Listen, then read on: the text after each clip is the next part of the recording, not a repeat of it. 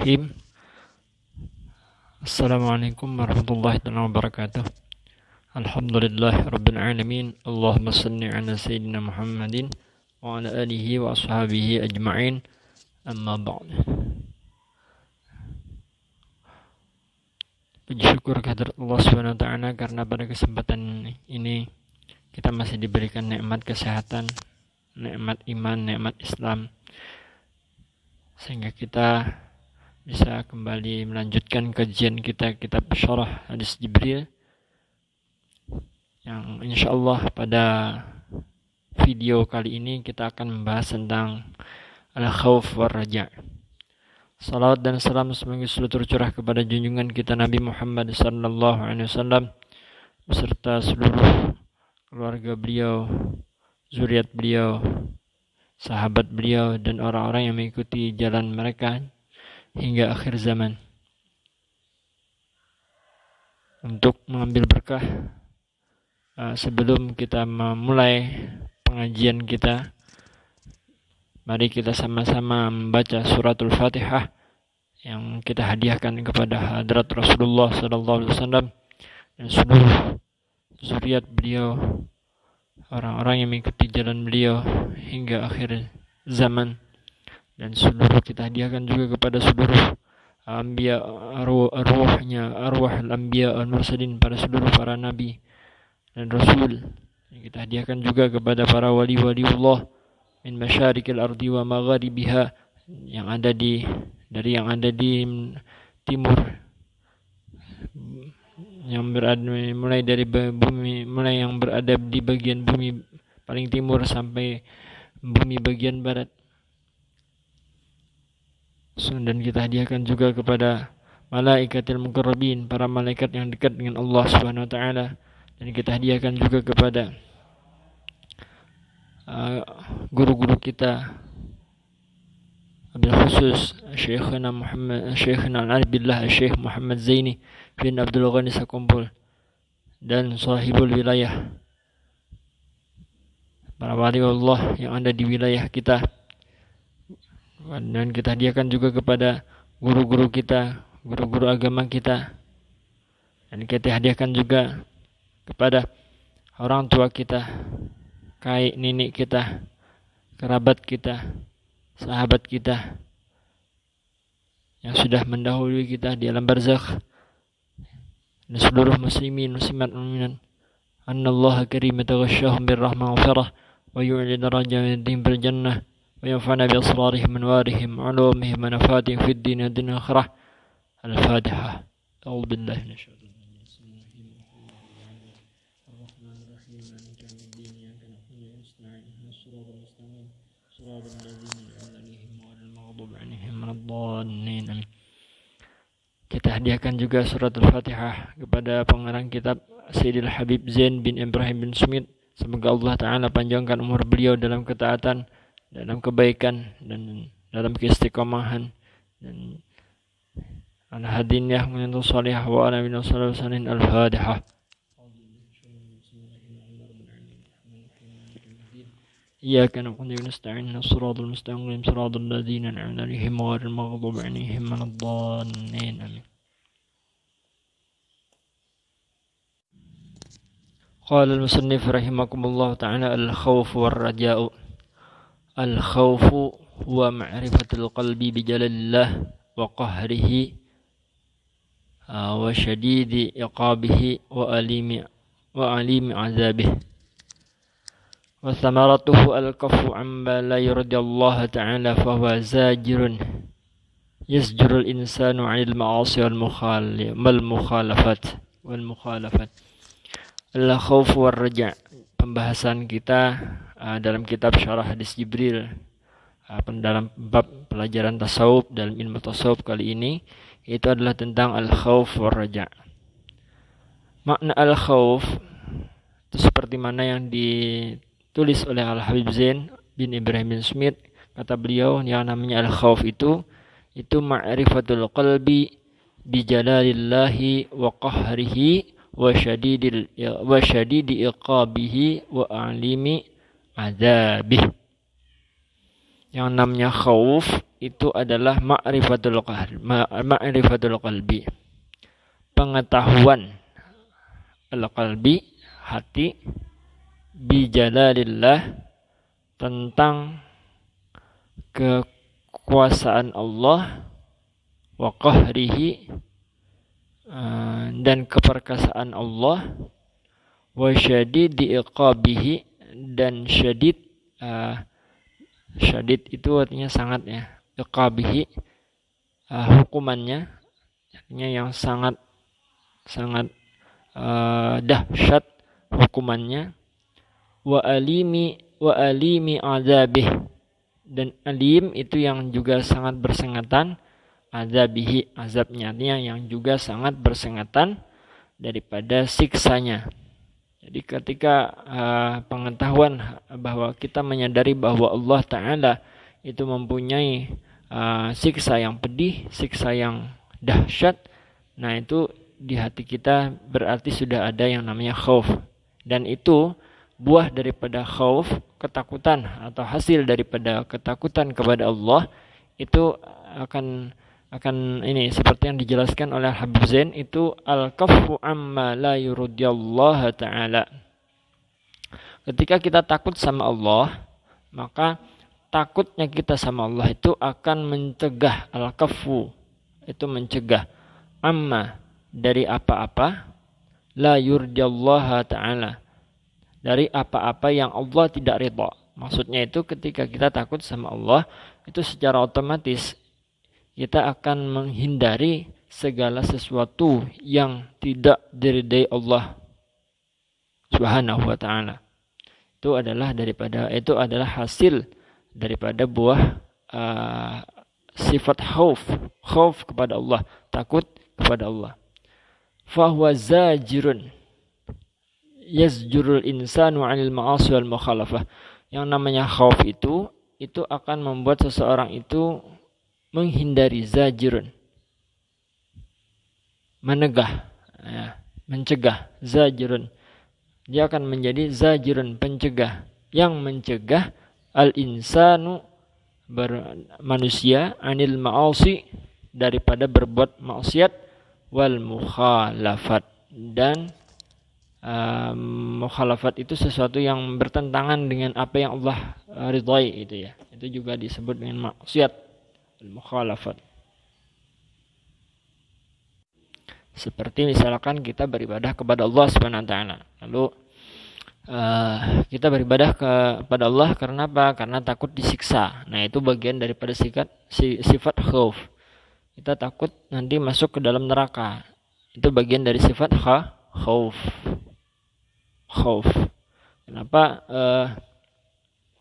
Kenapa kita takut berjudi misalkan?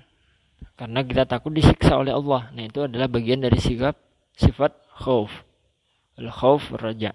Dan di sini kita akan bahas dua sifat khauf dan sifat raja. Kalau khauf itu takut, nah ini yang berikutnya adalah tentang sifat raja.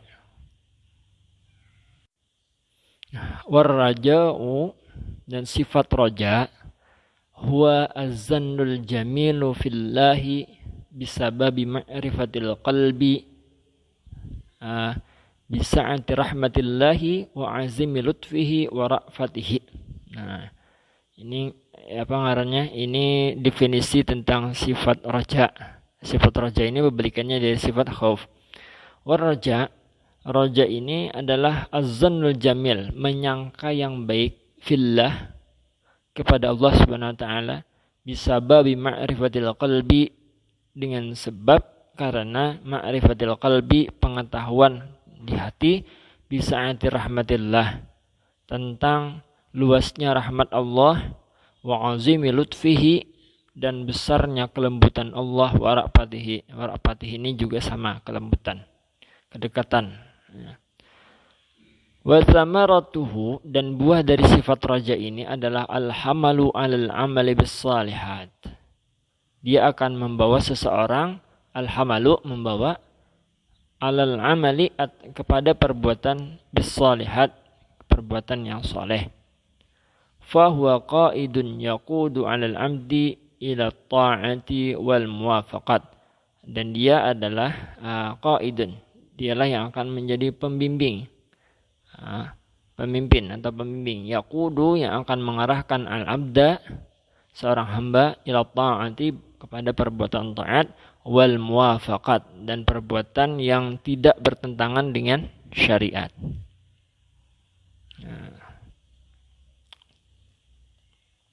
Misal pian kena pajar sembahyang, misalkan karena orang ini di dalam hatinya sifatnya roja, maka dia akan menjawab, kenapa ulun sholat, kenapa ulun sembahyang, karena ulun mengharapkan mendapatkan surganya Allah Subhanahu wa taala. Nah, ini adalah sifat roja, harap namanya. Roja itu artinya harap. Nah, kalau yang tadi itu sifat khauf, dua-duanya adalah baik. Jadi tidak ada yang tercela di antara dua sifat ini, walaupun secara definisi bahasa kedua-duanya bertentangan, tetapi sebenarnya ini adalah dua sifat yang baik dalam ilmu tasawuf. Kalau khauf itu misalkan contohnya adalah seperti orang yang sholat. Kenapa orang sholat? Karena takut dengan neraka. Nah, itu orang berarti mempunyai sifat khauf. Tapi kalau misalkan roja itu adalah seseorang yang melaksanakan ketaatan karena mengharap rahmat daripada Allah Ta'ala. Itu adalah sifat ar-roja. Misalkan ada orang yang sholat, beribadah sholat, terus ditanya, kenapa pian sholat, kenapa pian sembahyang? Ya, karena dia mengharap masuk surganya Allah Subhanahu wa taala. Itu bagian daripada sifat ar-roja. Nah, karena dia mengharap surganya Allah, makanya dia gemar beribadah. Kenapa pian gemar senang membaca sholawat? Karena dengan sholawat misalkan Allah Ta'ala melipat gandakan rezeki yang dia berikan. Misalkan ketika dia sering bersolawat, Allah Ta'ala akan memberikan rezeki yang berlimpah, dia akan menjadi orang kaya. Itu bagian daripada sifat roja.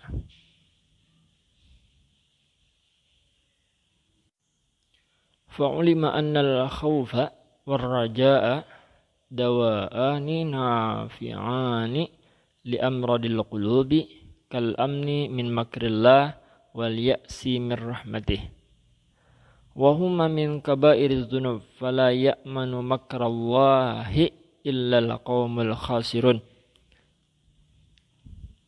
innahu la yai'asu min ruhillahi illa al-qaumul khasirun, ya, illa al-qaumil kafirun.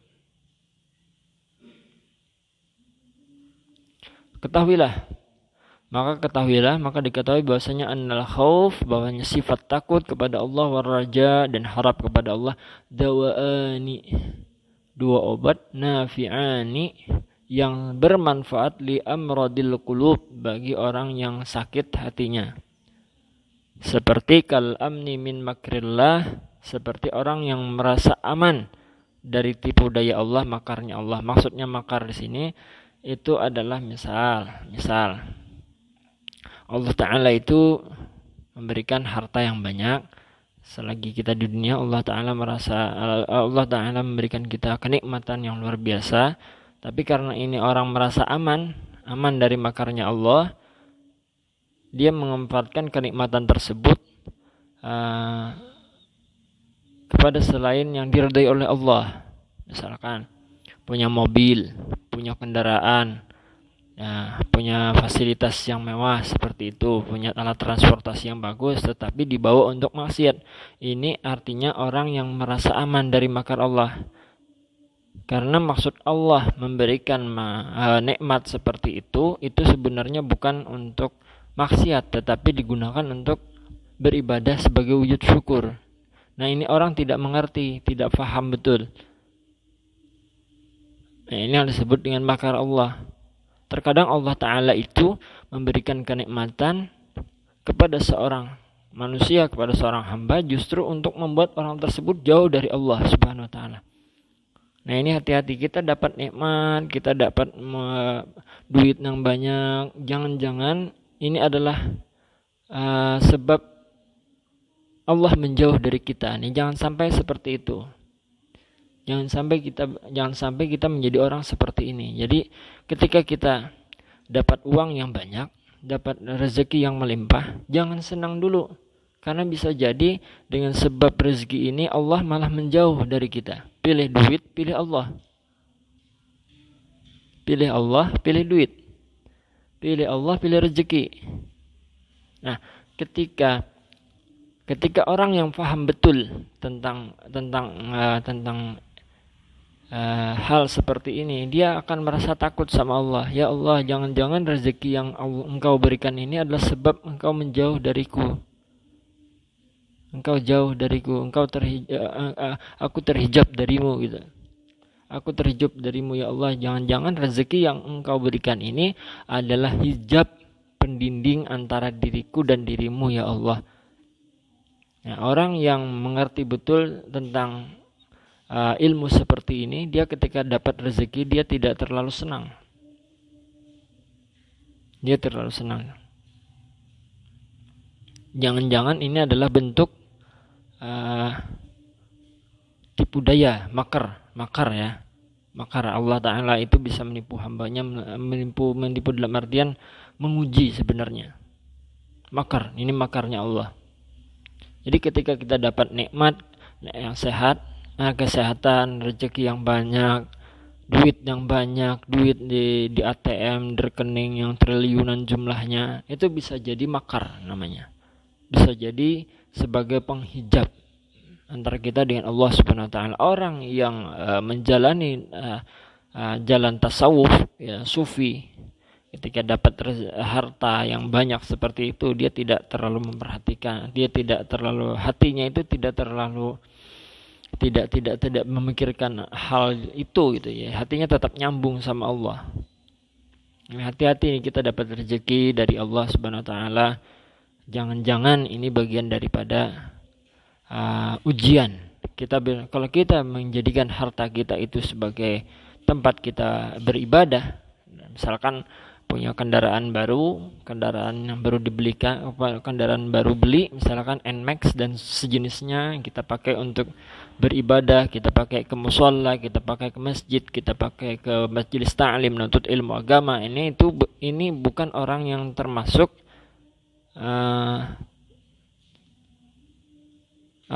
bukan orang yang insya Allah tidak termasuk orang yang merugi. Jadi, dia tahu betul bahwa ini hanya sekedar makar, ujian daripada Allah Subhanahu wa taala. Jadi ketika dia tahu betul dapat harta yang banyak, lalu dia menggunakan sesuai dengan apa yang diinginkan oleh Allah, berarti dia termasuk orang yang lulus ujian. Beda kalau misalkan punya kendaraan baru, tidak punya kendaraan, punya mobil, lalu mobilnya dipakai untuk pacaran, masuk ke HBI, masuk diskotik. Nah, ini orang yang tidak paham betul bahwa ini hanya makarnya Allah gitu. Ini hanya sekedar ujian dari Allah.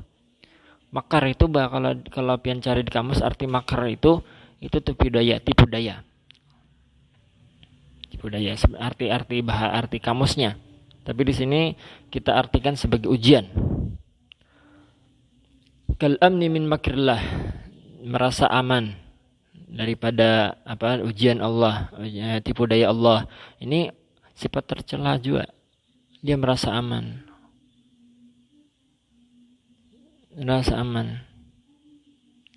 Misalkan dikasih umur yang panjang, lalu dia merasa aman.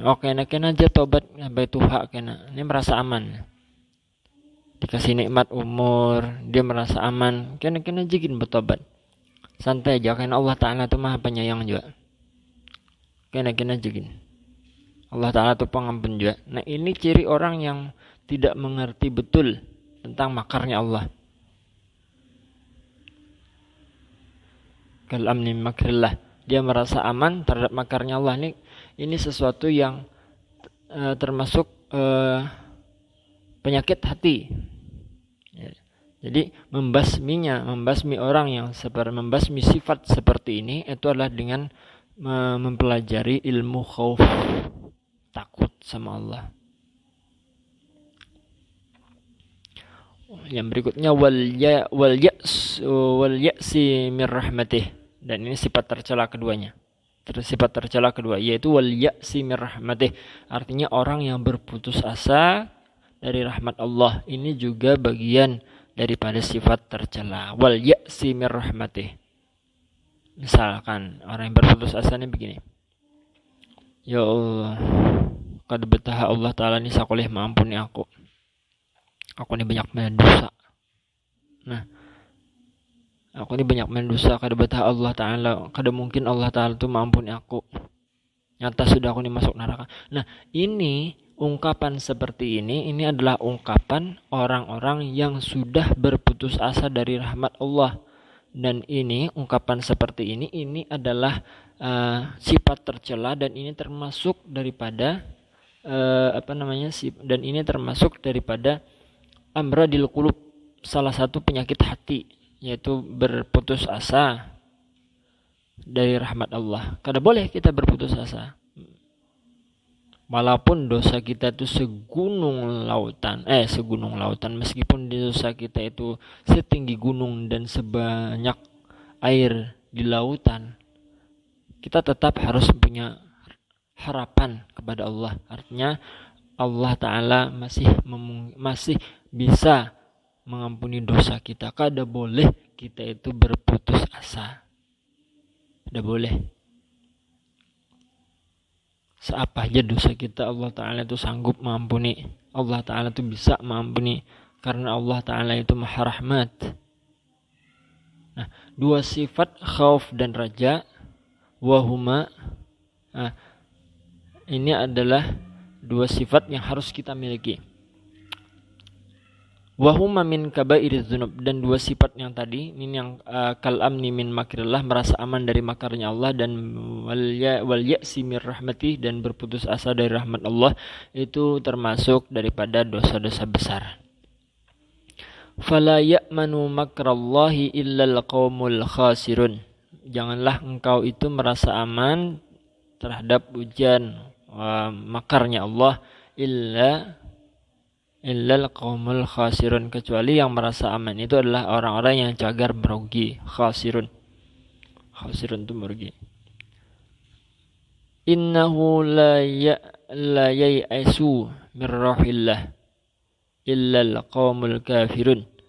Sungguhnya janganlah la yai'asu, berputus asa dari rahmat Allah, kecuali yang berputus asa itu adalah kaum kafir.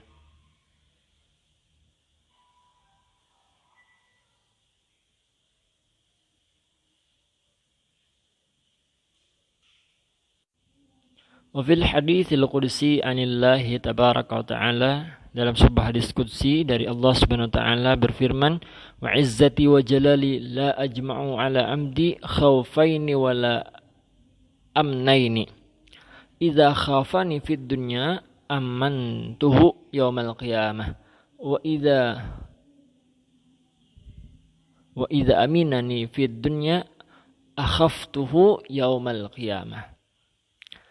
Dalam sebuah hadis qudsi daripada Allah Subhanahu wa ta'ala berfirman, wa izzati wa jalali, demi keagunganku dan kebesaranku, kehebatanku, la ajma'u, tidaklah aku itu, ujar Allah Ta'ala, mengumpulkan ala abdi, atas hambaku, khaufaini, dua ketakutan, wala amnaini, dan dua keamanan.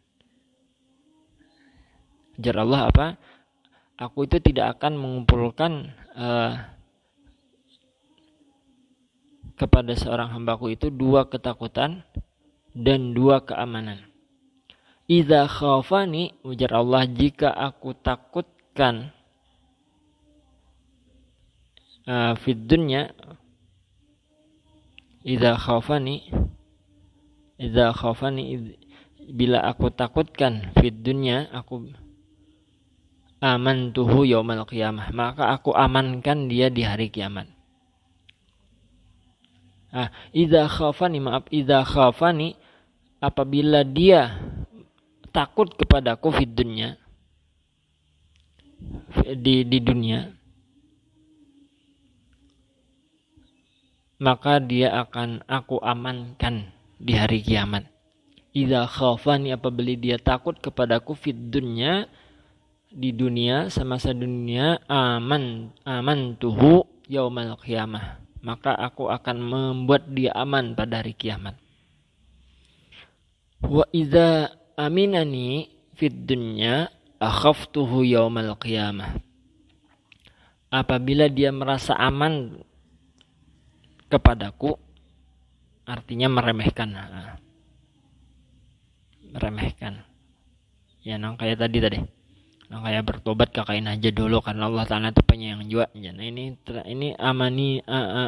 aminani, merasa aman dengan aku ya. Merasa aman kepadaku. Fid dunya, pada di dunia, di masa di dunia, akhaftuhu yaumal qiyamah. Maka Allah Ta'ala akan membuat dia itu takut, merasa ketakutan pada hari kiamat. Merasa ketakutan pada hari kiamat. Merasa takut. Wa idza aminani fid dunya akhaftuhu yaumal qiyamah. Maka apabila dia merasakan aman kepadaku, mengejar Allah. Fid dunya artinya mengentengkan Allah Subhanahu wa taala. Aman di sini maksudnya istahin. Ulu meringan-ringankan, menggampangkan. Fid dunya menggampangkan syariat, menggampangkan menggampangkan hukum-hukum syariat, menggampangkan kewajiban, menyepelekan bahkan melalaikan sembahyang, melalaikan syariat yang diwajibkan. Nah, ini dia akan dibuat takut di hari kiamat. Akhaftuhu yaumal qiyamah. Allah Ta'ala akan membuat takut kepadanya yaumal qiyamah. Ini bagi orang-orang yang melalaikan. Aminani di sini maksudnya amannya itu melalaikan dia daripada syariat, melalaikan dia berbuat taat kepada Allah Subhanahu wa taala, melalaikan, mau ulu-ulu, mau hulut. Ya, kayak tadi bertobat kakain aja, tobat Allah Ta'ala pengampun. Jadi mau ulut ngarannya. Karena jelas perintah Allah bahwa yang namanya tobat itu harus segera, alal faur. Karena yang namanya kematian itu bisa datang mendadak. Baghtah, kan di pembahasan di video sebelumnya sudah dijelaskan tentang makna tobat. Wa qala al-'arifuna nafa'allahu bihim, dan berkata orang-orang yang arif, orang-orang yang kenal dengan Allah, orang yang mempunyai pemahaman tentang Allah, nafa'allahu bihim, semoga Allah Ta'ala memberikan manfaat dengan sebab mereka. Al-afdalul mustaqim fi dinihi ay yastawiya khawfuhu wa raja'uhu hatta yakuna kajanahi ta'ir. Wa amma ghairul mustaqim wa huwal mustahin bi awamirillahi wa nawahih wal mutajarri'u ala hududihi wa ma'asihi fala aslahu lahu tarjihul khawfi hatta yastaqim illa man asyrafa 'alal mauti. Wal qudumu 'ala Allah wal masiri ila ad-daril akhirah fayanbaghi an yakuna ar-raja'u wal ghalibu 'ala qalbihi liyamuta 'ala husnaz zan billahi ta'ala. Wa fil hadis la yamutu ahadukum illa wa huwa yuhsinu zanna billahi ta'ala. Wa qala Ibnu Abbas radhiyallahu anhuma idza ra'aitum birajulil mauta fabashshirhu liyalqa rabbahu wa huwa husnuz zanni billahi wa idza kana hayyan fakhawwifuhu.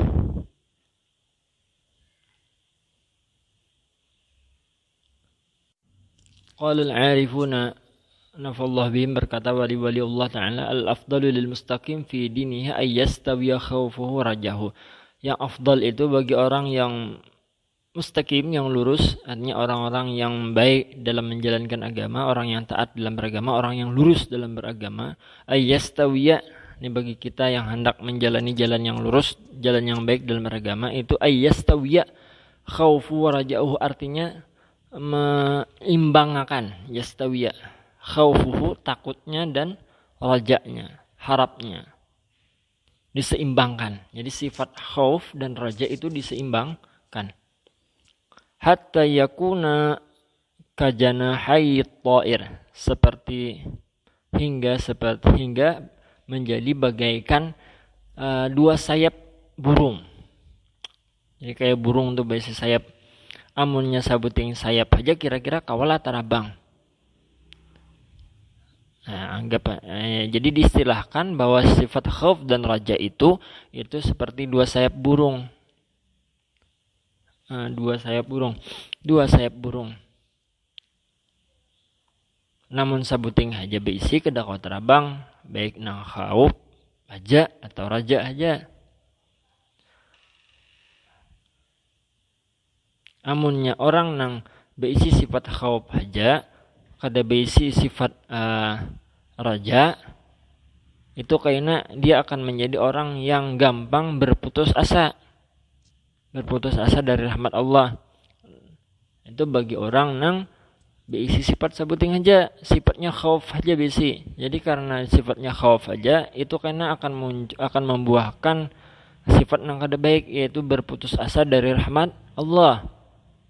Sedangkan orang nang apabila hanya beisi sifat raja saja, kada ada beisi sifat khauf, dia akan terjerumus ke dalam sifat nang jelek. Apa sifat jeleknya? Sifat jeleknya adalah dia akan menggampangkan Allah. Dia akan menganggap remeh Allah. Yastahin. Dia akan mahuhulut. Dia akan menggampangkan syariat. Kenapa? Karena dia akan beranggapan, oh Allah Ta'ala tuh penyayang juga, pemaaf juga, kakain nagin taubat. Nah ini jadi sifat tercela. Oke, nagin taat.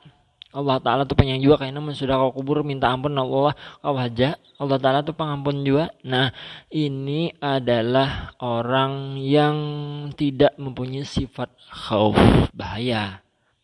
Atau misalkan Allah Ta'ala tuh kayaknya kada tentu juga aku nih masuk neraka, menyaku nih biar kada bisa bayangan, bisa aja aku masuk surga.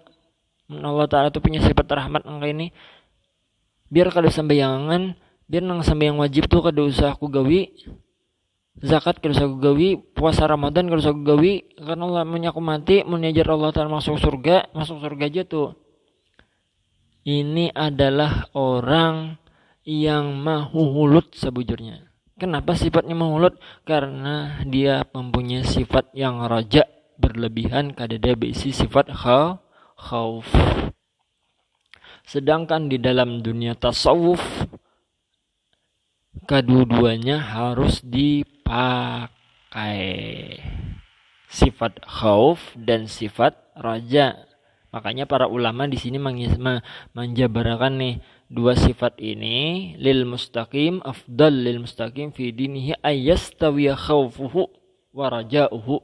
Yang afdal itu bagi orang mustaqim, bagi orang yang ingin lurus di dalam agamanya, itu ayyastawiya, menyeimbangkan sifat khaufnya, sifat takutnya kepada Allah, dan rajanya dan harapnya kepada Allah, hingga seperti kajanahai ta'ir, seperti janah itu nih sayap burung, dua sayap burung.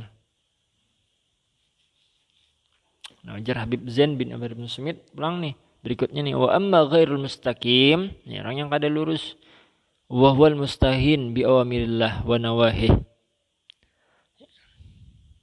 Ini orang nang wal mutajarri'u ala hududihi wa ma'asihi fa aslahu lahu tarjihul khauf hatta yastaqim. Nih, adapun orang yang kada lurus, ujar Habib Zain bin Smith pengarang, wahwal mustahin ini orang nang mahulut, menggampangkan biwamirillah, terkait awamirillah, perkara-perkara Allah. Maksudnya itu syariat-syariat Allah digampangkannya. Ini kenapa? Karena mempunyai sifat raja aja, sifat harapnya aja, sedangkan sifat khaufnya yang ada di bisi. Wa nawahi, hanya menggampangkan syariat Allah, menggampangkan larangan Allahnya, gawinya terus larangan. Karena baginya Allah Ta'ala itu pengampun juga. Wal mutajarri'u ala hududihi artinya wal ma'asi ini wal mutajarri'u ini artinya orang yang melanggar ala hududihi atas batasan-batasannya. Wa ma'asihi dan orang yang dan ala hududi wa ma'asi ini artinya orang nang al mutajarri'u ala hududi wa ma'asihi itu artinya orang nang rancak melanggar batasan-batasan hudud nih. Batasan-batasan Allah wa ma'asihi dan bermaksiat kepada Allah Ta'ala. Nah, ketika kita berhadapan orang nang kayak ini, kalau misalkan nih kita berhadapan dengan orang nang kayak ini, maka falaslahu, maka membikinya itu adalah menasihatinya itu adalah Allahu tarjihul khauf, itu yang lebih afdal adalah khauf, maulahinya itu takutan lawan Allah. Jadi menasihati orang nang kayak ini itu adalah dengan cara mengingat-ingatkan, menyambat-nyambatakan bahwa Allah Ta'ala itu adalah azabnya itu pedih, siksanya itu luar biasa dahsyatnya. Jadi karena orang ini kelebihan harapnya nih, karena dia bisa sifat khauf, jadi dimunculkan sifat khaufnya. Jadi yang dimunculkan adalah sifat khaufnya. Jadi kayak apa caranya memunculkan sifat khauf dari seseorang? Itulah dengan kita menasihati, kita menyampaikan bahwa Allah Ta'ala itu punya iqab, hukuman yang luar biasa dahsyat, sampai hatta yastaqima, sampai orang itu sampai di dalam orang tersebut mempunyai dua sifat ini seimbang. Hatta yastaqima, sampai orang ini mempunyai sifat yang seimbang, yastaqim. Artinya khaufnya ada, takutnya ada, rajanya pun ada. Illa man asyrafa 'alal mauti, kecuali orang yang parak mati.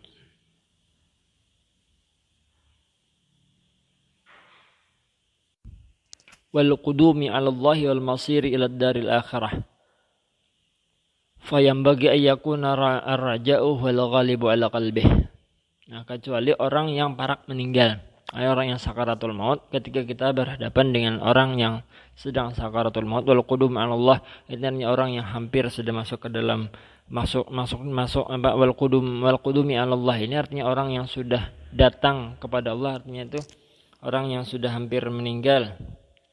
Wal masir ila daril akhirah, orang yang berjalan kembali ke dan orang yang sudah wal qudumi ilallah, ini orang sudah meninggal. Wal masir ilallah daril akhirah, hanya orang yang sudah kembali ke alam barzakh, atau orang yang parak meninggal nih, orang yang parak meninggal. Ketika kita berhadapan dengan orang yang parak meninggal, sudah sakaratul maut, maka fayam bagi ayyakuna raja wal ghalib ala qalbih. Jadi kita itu ketika berhadapan dengan orang yang akan meninggal, itu yang kita bangkitkan adalah sifat khaufnya, sifat rajanya, kita sifat harapnya. Insyaallah pian misalkan orang kita berhadapan orang yang meninggal, orang yang parak meninggal, lalu kita menasihati, insyaallah pian ini masuk surga, pian dapat rahmat dari Allah. Ini membisiki di telinga orang yang hendak meninggal, menasihati orang yang hendak meninggal nih. Kita sudah melihat cirinya dia mau meninggal. Lalu nasihatinya seperti ini supaya membangkitkan sifat khaufnya, meskipun yang bersangkut membangkitkan sifat rajanya. Meskipun orang ini meskipun orang ini adalah orang yang terkenal dengan kezalimannya, tapi kita harus tetap membangkitkan sifat rajanya, sifat harapnya kepada Allah. Ini kita tahu bahwa orang ini banyak dosa, dan orang ini pun sadar bahwa dia banyak dosa. Maka ketika orang ini hendak meninggal, kita sebagai orang muslim yang baik itu adalah membangkitkan sifat rajanya, menasihatinya dengan sifat rajanya. Jangan sampai dia berputus asa, karena kalau dia berputus asa, otomatis dia akan meninggal dalam keadaan su'ul khatimah. Jadi untuk menjadikan orang ini husnul khatimah dalam kondisi seperti ini, maka kita bangkitkan sifat rajanya supaya dia bisa berhusnuzan kepada Allah Ta'ala. Piani insyaallah masuk surga. Allah Ta'ala tu maha rahmat aja, maha pengampun, maha ampuni dosa. Yang berhari-hari pian pernah tagih dosa, insyaallah diampuni aja oleh Allah Ta'ala. Nah, ini sifat yang baik. Ketika orang hendak meninggal, nasihatikin itu bagus. Kita berhadapan dengan orang yang lagi garing sekarat nih, barak meninggal juga, nasihatin angka itu. Jangan menasihati pian tu banyak dosa, nyata sudah diazab Allah dalam kubur. Nah, jangan gitu tuh. Jangan. Yakin mati biar nih dia disiksakan dalam kubur situ.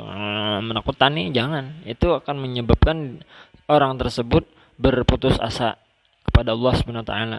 Ketika orang itu berputus asa kepada Allah, maka dia meninggal dalam keadaan su'ul khatimah. Wal'iyazubillah. Dengan sebab kita nih, berarti kita menjadi sebab orang su'ul khatimah. Ini berdosa kita. Fayam bagi ayyakuna raja'u wal ghalib ala qalbih. Jadi kalau yang maka seyogianya menjadikan ar-raja sifat harap dia itu al-ghalib yang jadi mayoritas ala qalbih. Jadi membuat seseorang itu kalau orang yang hendak meninggal itu dijadikanlah kita ini harus bisa menjadikan orang yang hendak meninggal tersebut di hatinya ini, di hati orang yang meninggal ini sifat rajanya lebih daripada sifat khaufnya. Supaya liyamu ta'al husnizan, supaya orang ini meninggal dalam keadaan husnuzan billah kepada Allah. Wa fil hadis la yamutu ahadukum illa wa huwa yuhsinuz zanni billah. Janganlah kalian itu mati, la yamutu ahadukum, tidaklah kalian mati, janganlah di antara kalian itu mati kecuali husnuzan, wa huwa memperbaiki sangkanya kepada Allah taala. Jangan sampai kita itu meninggal dalam keadaan buruk sangka dan Allah. Nah, jangan sampai. Jadi kita itu melatih juga dalam kehidupan sehari-hari, kita itu jangan bersangka buruk, bersangka yang kada baik kepada Allah, sangka baik terus dan Allah. Lalu kita tersangka yang kada baik dan Allah nih. Ya Allah, ari panas sama gentang, kayak ini kayak apa juga aku kayak ini kayak apa juga kayak apa juga kayak ini ari panas sama gentang bangang lalu. Wah, itu suuzon lan Allah. Mau hujan aja seharian kayak apa nih kada karing tatapasan. Wah, bemamai. Nah, itu bagian dari suuzon Allah. Kada bagus itu.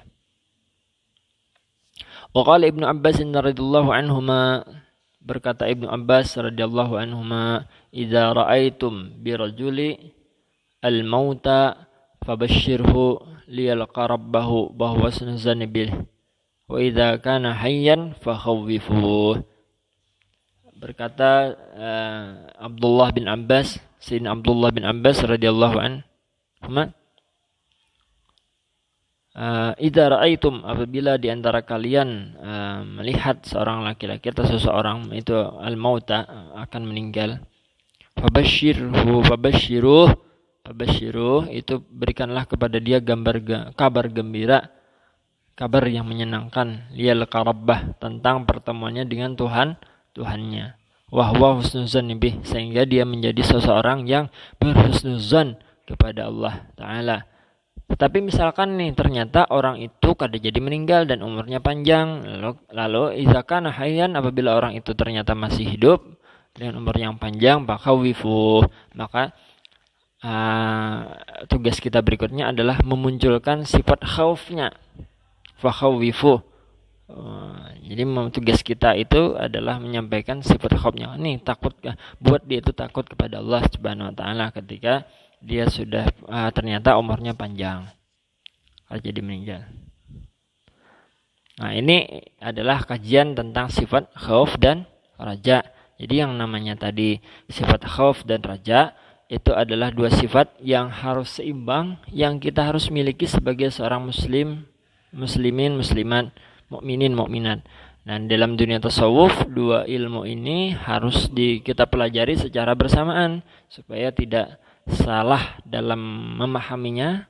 Makanya tadi sudah dijelaskan tentang dua sifat ini. Jadi kalau salah satu sifat ditinggalkan, khaufnya aja, lalu rajanya ditinggalkan, dia akan menjadi seorang hamba yang berputus asa kepada Allah Subhanahu wa taala.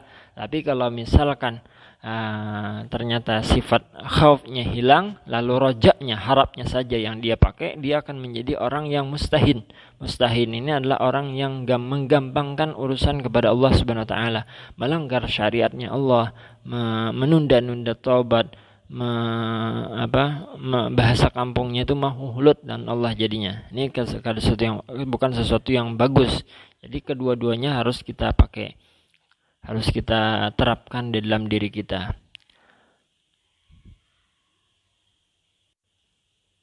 Ya Allah ya Azim Antal Azim Qad hammana hammun azim wa kullu hammin hammana ya hunu bismika ya azim ya Allah ya azim antal azim qad hammana hammun azim wa kullu hammin hammana ya hunu bismika ya azim. Nah, ini bait syair itu adalah orang yang menjalankan khauf dan rajanya secara seimbang. Jadi ketika orang yang khauf dan rajanya itu seimbang, dia akan mendapatkan kemudahan dalam menjalankan kehidupan ini. Ya Allah ya Azim. Ini kalimat yang menggambarkan bahwasanya dia punya ketakutan kepada Allah, sehingga dia berkeyakinan Allah Ta'ala itu maha agung, maha hebat. Antal Azim, pian itu hebat, ya Allah pian itu kuat, pian itu jalal, agung, qahar. Ya Allah pian itu qahar, orang yang memaksa. Ini bentuk sebagai ketakutan. Ya Allah ya Azim Antal Azim Qad hammana, sungguh telah menimpa kepada kami hammun. Hammun ini perkara yang besar, masalah yang sulit. Hammun azimun, masalah yang pelik, masalah yang luar biasa dahsyatnya, besarnya, bingung, jadinya kegalauan yang luar biasa. Hammun azim.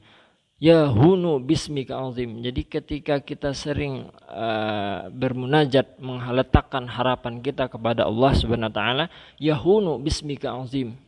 Ya hunu bismikal azim. Itu akan menjadi mudah. Kan jadi mudah. Jadi yang namanya masalah, kegalauan dan sebagainya, ketika kita berharap sama Allah, itu akan jadi mudah. Ya hunu bismikal azim. Cuman ingat, selain sifat roja, itu harus juga ada sifat khauf. Inilah kajian kita pada pertemuan kali ini. Mohon maaf sebelum menutup. Oke, mohon minta maaf atas segala kesalahan. Insyaallah kita akan ketemu di kajian berikutnya di minggu depan dengan tema tentang zuhud dalam mata kuliah ini, akhlak tasawuf. Billahi taufik wa hidayah.